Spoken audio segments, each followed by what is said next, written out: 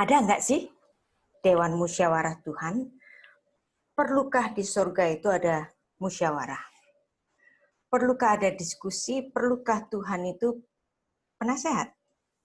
Ya. Tapi memang Alkitab menuliskan demikian. Ya. Sebab siapakah yang hadir dalam Dewan Musyawarah Tuhan? Sehingga ia memperhatikan dan mendengar firman-Nya. Siapakah yang memperhatikan firman-Nya dan mendengarnya? Jadi Dewan Musyawarah Tuhan dalam bahasa Ibrani di sini dituliskan dengan Sot Adonai. Sot sendiri itu arti harfiahnya adalah mystery atau secret. Jadi pertemuan rahasia yang jikalau itu rahasia tentu tidak dihadiri manusia. Jadi Sot Adonai ini dalam Alkitab diterjemahkan dengan bahasa kita Dewan Musyawarah Tuhan. Nah, dalam setiap pengajaran saya, ya, yang biasanya dihadiri oleh banyak mahasiswa STT, baik yang sudah melayani atau dalam persiapan melayani, mungkin ada bapak-bapak gembala, ibu-ibu gembala juga, ya, yang mana mereka sebenarnya yang masuk di kelas saya itu sudah paham tentang Alkitab, sudah bisa mengajar. Nah, tapi masalahnya kalau di Indonesia, pengajaran tentang Alkitab dengan wawasan Ibrani itu sangat minim sekali, sehingga saya ingin menggalakkan satu kebiasaan baru, yaitu membaca Alkitab secara harfiah. Ya. Jadi kalau Bapak Ibu sudah mengajar atau bahkan berkhotbah, level Anda sudah di deras di sini, gitu ya, sudah level 3.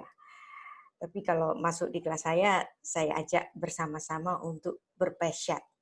Jadi membaca Alkitab secara jujur lulus apa adanya. Nah, buat orang-orang yang para peserta yang sudah terbiasa ikut kelas saya sudah mungkin sudah hafal dengan cara dan metodenya, ya. Nah, baik, kalau ada Dewan Musyawarah Tuhan, siapakah anggota dari Dewan Musyawarah Tuhan itu?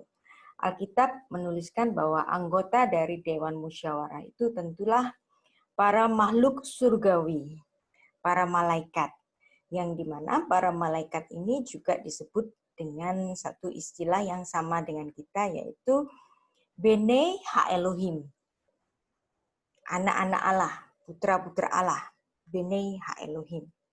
Nah, jadi apakah anak-anak Allah itu? Tergantung konteks di Alkitab. Dia bisa merujuk kepada manusia di bumi, dia juga bisa merujuk kepada anggota dari Dewan Musyawarah itu atau para malaikat di surga. Contoh yang pertama saya berikan pada Ayub 38 ayat 4-7. Yang di sini memberikan satu pemahaman bagi kita bahwa para malaikat Bene Ha-Elohim atau bala tentara surgawi ini sudah ada sebelum dunia dijadikan. Ya, kita baca. Di manakah engkau ketika aku meletakkan dasar bumi? Ceritakanlah kalau engkau mempunyai pengertian. Siapakah yang telah menetapkan ukurannya? Bukankah engkau mengetahuinya? Atau siapakah yang telah merentangkan tali pengukur padanya? Atas apakah sendi-sendinya dilantak? Dan siapakah yang memasang batu penjurunya? Pada waktu bintang-bintang fajar bersorak-sorak bersama-sama, dan semua anak-anak Allah, ya, Bene Elohim, bersorak-sorai. Jadi Anda lihat di sini, ya, sebelum dunia itu dijadikan, ya, sudah ada yang namanya anak-anak Allah. Nah, tentunya, ya, ketika Allah meletakkan dasar bumi, sudah ada satu kelompok yang disebut dengan anak-anak Allah. Maka tentunya ini konteksnya bukan konteks manusia, tetapi putra-putra Allah yang adalah makhluk surgawi yang menjadi anggota dari Dewan Musyawarah Tuhan itu. Ya. Topik ini memang agak bisa membuat orang tidak setuju. Tapi inilah kekayaan Alkitab kita, dan ini mungkin tidak terbiasa Anda mendengarnya, tapi kita akan bersama-sama belajar tentang sesuatu yang baru. Ya. Benei Elohim. Jadi putra-putra Allah ini ya, merujuk kepada para malaikat ini. Ya. Oke. Saya menulis satu buku, ya, Eksegesis Peshat, Kitab Kejadian, pasal 1 sampai pasal 6 ayat 8, pada halaman 59, saya membahas sebuah bahasan khusus mengenai Kejadian 1 ayat 1.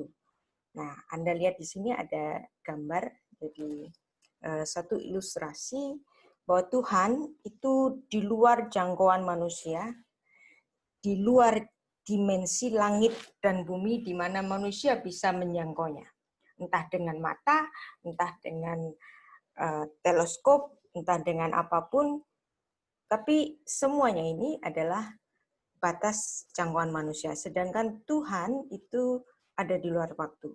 Tapi ini, ingat ya, ini hanya sebuah ilustrasi, yang dimana ilustrasi ini bisa saja tidak sama, ya. Tetapi saya harap ilustrasi ini bisa memberikan satu penggambaran bagi kita, ya, bahwa Bene Elohim tadi itu adalah mereka sudah eksis sebelum langit dan bumi dijadikan. Nah, ketika Allah meletakkan dasar bumi, mereka sudah ada. Mereka bersorak-sorai. Ya. Dan mereka ini ada di dimensi kekekalan. Dan itu di luar waktunya manusia. Saya menggambarkan seperti ini. Bahwa seolah-olah ya Tuhan memegang sebuah gelas, ya, dan disitulah ranah kita di sini.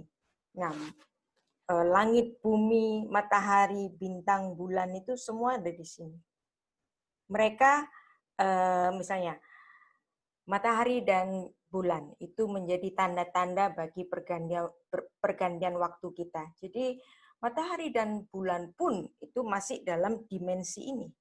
Tetapi Allah dan para malaikat jauh lebih besar di luar jangkauan kita. Jadi alangkah kecilnya kita di hadapan Tuhan jika demikian ilustrasinya. Jadi bumi kita buatan tangan Allah, dan Allah di luar waktu. Dan kita tidak dapat mengukur Allah dengan pikiran kita. Ya.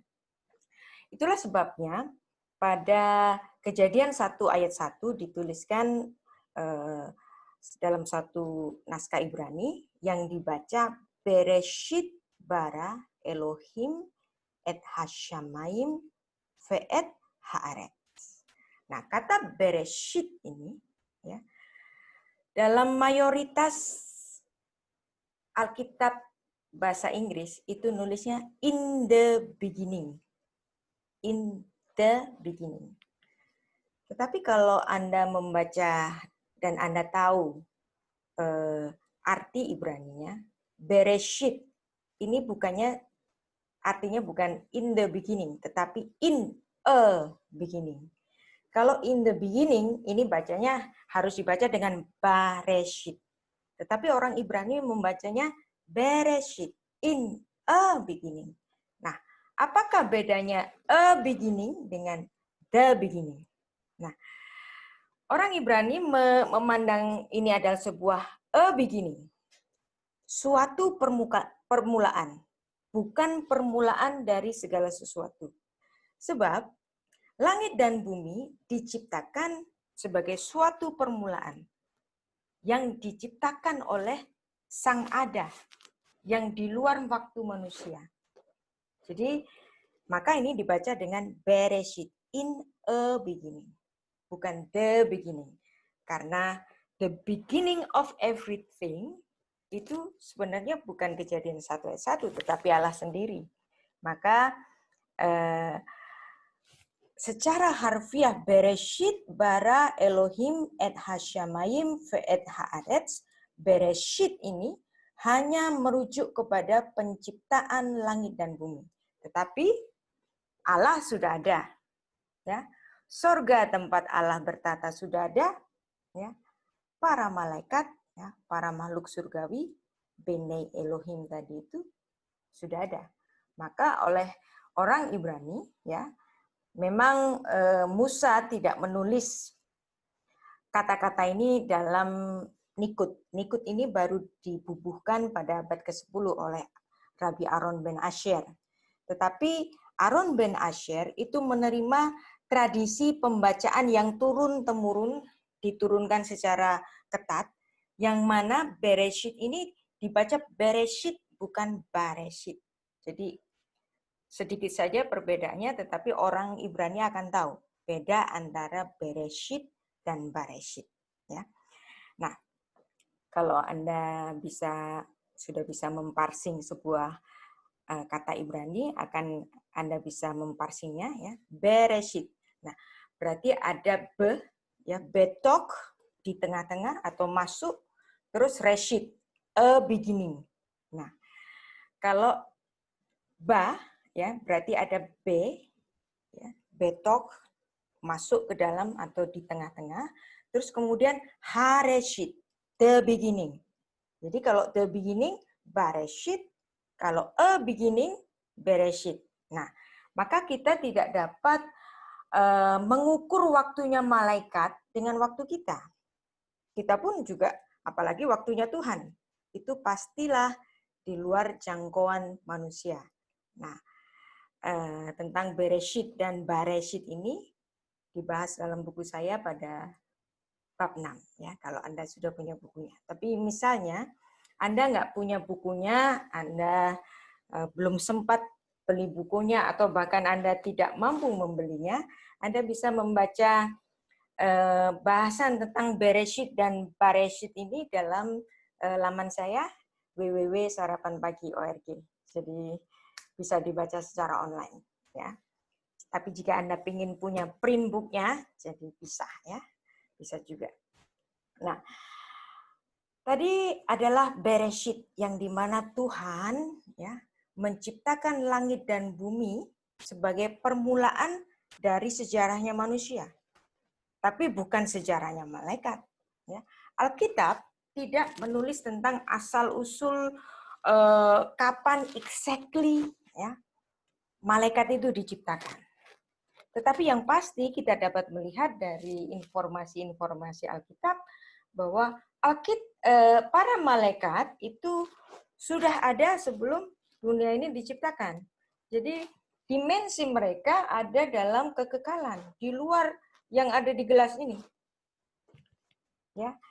Penciptaan malaikat ada di dimensi kekekalan, termasuk kejatuhan malaikat ada di dimensi kekekalan. Jadi kalau Anda bertanya kapan jatuhnya malaikat menurut ukuran waktunya manusia, itu pasti tidak akan ada jawabannya, karena mereka ada di luar dimensi manusia.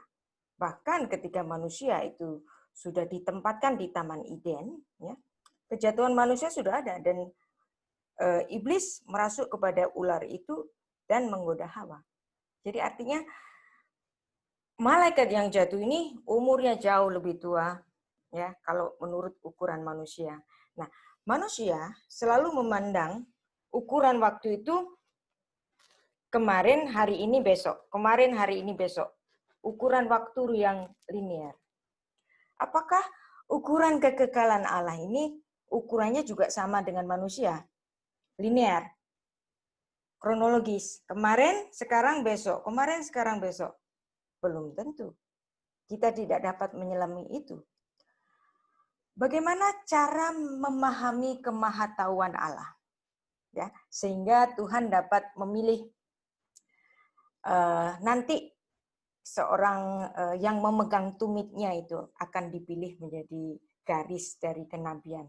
Kenapa Tuhan mempunyai pengetahuan yang di luar jangkauan manusia, kemahatauannya Allah itu bagaimana? Karena pastilah Tuhan itu ukuran waktunya itu tidak linear seperti kita. Kemarin, sekarang, besok, lusanya nggak tahu gimana. 1 jam lagi setelah saya bicara, saya ngapain juga, saya juga nggak tahu. Tetapi Tuhan Maha tahu, yang karena di dalam pengetahuannya yang luar biasa, yang tak terbatas itu, termasuk kekekalan, dimensi kekekalan, dimensi waktunya itu tentulah tidak sama dengan manusia. Ya. Oke, kita baca ayat utama dari ayat ini, dari pembahasan ini. Sebab, siapakah yang hadir dalam Dewan Musyawarah Tuhan, sehingga ia memperhatikan dan mendengar firman-Nya? Siapakah yang memperhatikan firman-Nya dan mendengarnya? Ki mi amat besot Adonai, veyere veyishma et devaro, mi hikshif devaro, vayishma. Nah, jadi ada Dewan Musyawarah Tuhan, dan ini bukan reka-rekaan saya atau reka-rekaan para teolog, tapi memang ada Dewan Musyawarah Tuhan yang dimana Tuhan tidak sendirian di surga.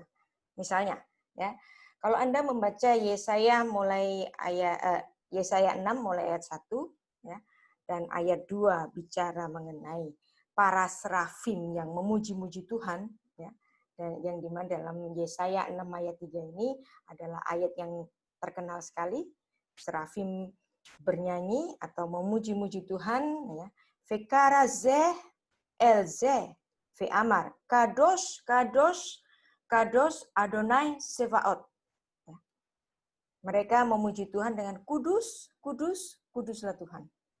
Nah, kalau mereka bisa memuji Tuhan, ya, dengan mulut mereka, dengan nyanyian mereka, pastilah para serafim ini juga bisa bicara, bukan?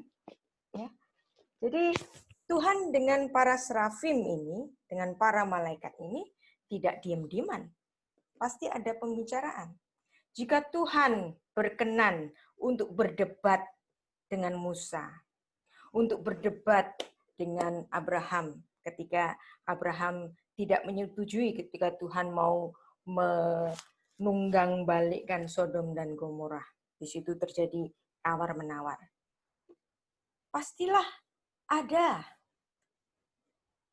dialog yang mirip atau bahkan sama atau bahkan lebih dari itu di surga, bukan? Ya. Tuhan yang maha tinggi, Tuhan yang maha mulia bisa berdialog dengan Abraham. Bisa berdialog dengan Musa, bahkan berbantah-bantahan dengan Musa, ya. Pastilah dia dengan para malaikatnya juga demikian. Kenapa tidak? Jadi para malaikat itu bukan makhluk yang pasif. Mereka dapat memuji nama Tuhan. Nah, bahkan Tuhan Yesus sendiri mengatakan, ya, pada waktu itu orang akan melihat Anak Manusia datang dalam awan-awan dengan segala kekuasaan dan kemuliaannya. Nah, kekuasaan dan kemuliaannya ini adalah termasuk bala tentara yang dia punyai. Ya,